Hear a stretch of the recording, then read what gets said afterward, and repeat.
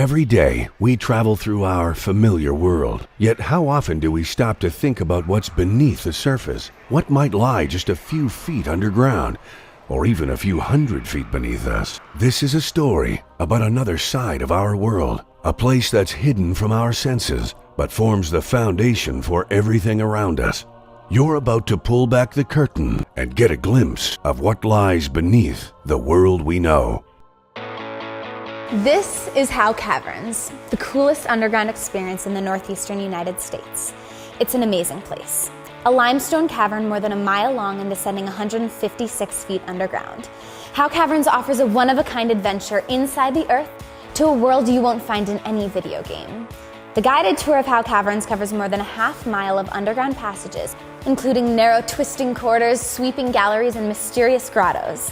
It follows a subterranean river and a placid lake hidden deep beneath the earth. Along the way, we'll experience firsthand the process of nature, the sweeping scale of geologic time spans, and the unique protected environment that's just below us, but far from our everyday world. Let's go take a look. The tour begins with an elevator ride, a trip in a time machine, really, that takes you deep into the Earth's past. As the doors close and the elevator begins its descent, you can feel the anticipation build.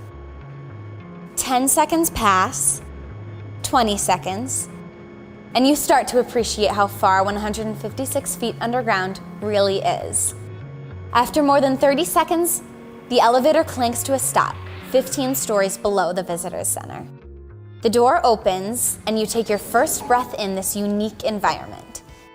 Even the air is different down here. With a year-round temperature of 52 degrees Fahrenheit and 70 to 75% humidity, it's cool, it's damp, and it feels like you've entered another world. This is the vestibule, the man-made entrance to the caverns. This was the end of the original tour, but in 1928, the twin elevator shaft was cut straight down through solid rock. The cave's only reinforced area, the vestibule is shored up with limestone cement mined from the quarry next door. Beyond this point, with the exception of walkways and lighting system, everything in the cavern is in its natural state. As we enter the cavern, take a look at the rocks that make up the walls, the floor, and the ceiling above you.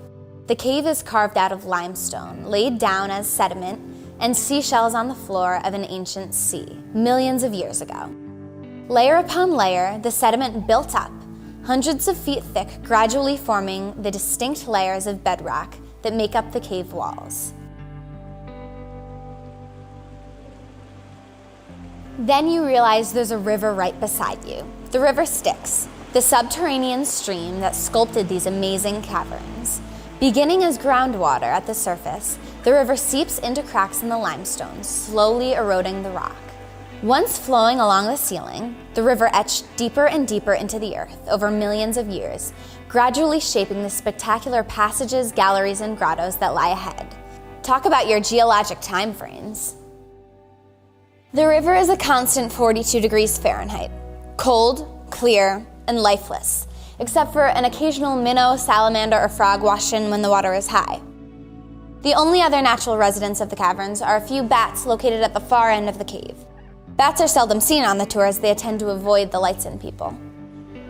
As we travel farther into the cave, dramatic shapes appear on the walls and ceiling.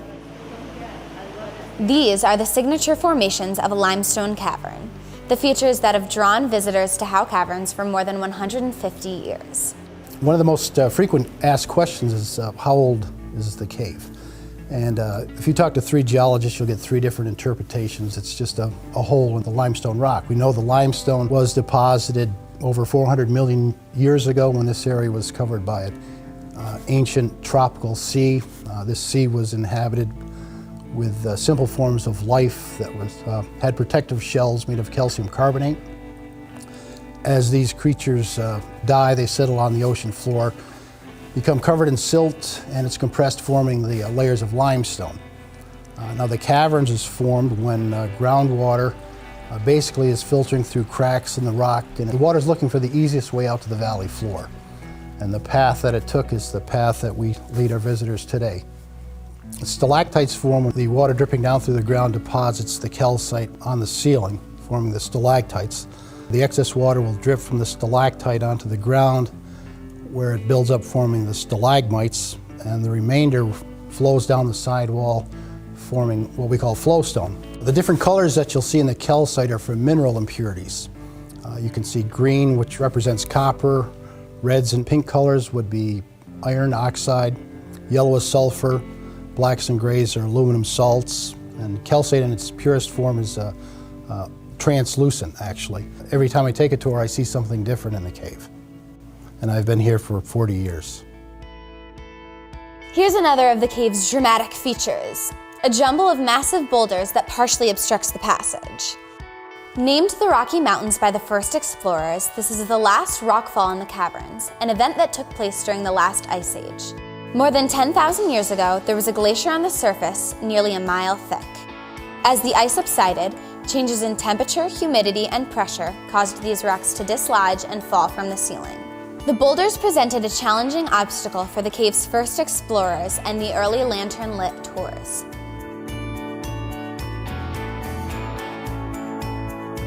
Just up ahead, we'll enter the huge gallery called Titan's Temple, where the sheer size and scale of Howe Caverns begins to become clear.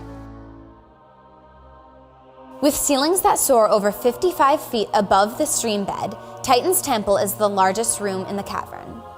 Along the walls of Titan's Temple appear many grottos, mysterious holes and passages that branch off the main cavern and trail away into the darkness.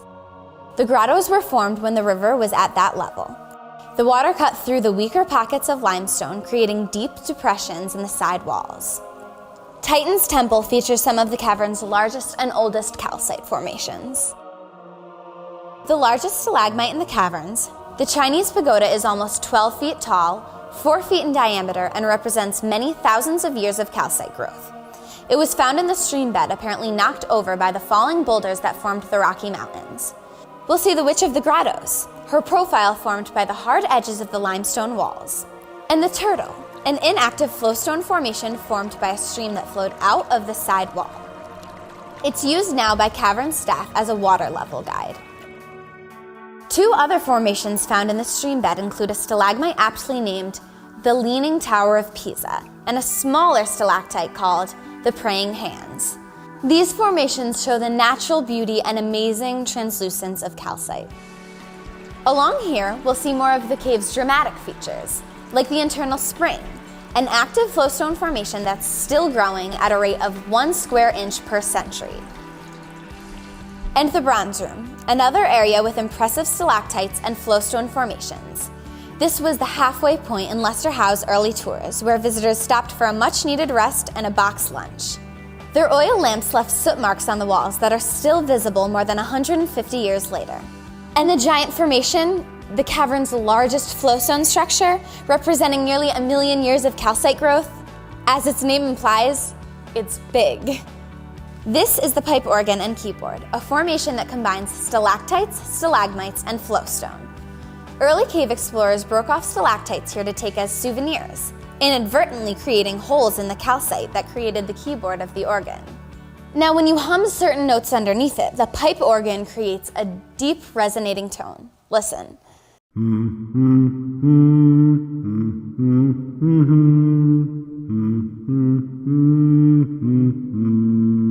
Pretty cool, right?